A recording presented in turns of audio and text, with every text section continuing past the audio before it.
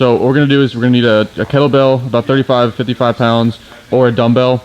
What that's gonna do is anchor that foot that you're stretching, so we can get a good hip internal rotation stretch.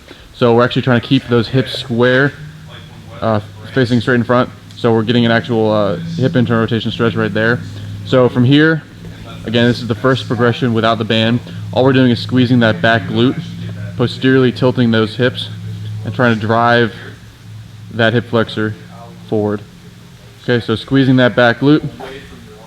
Again, you go about 5 sets of 5-second holds and progress through that about 3 times.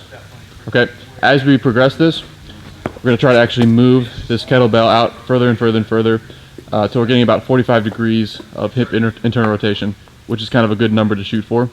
The progression on this is actually adding a little bit of band distraction. So what that's doing is actually pulling the hip forward in the socket. And again, this is a progression after you've been doing it for a few weeks. And again, still squeezing that back glute, still getting a good stretch through the front of the hip and through the hip internal rotation.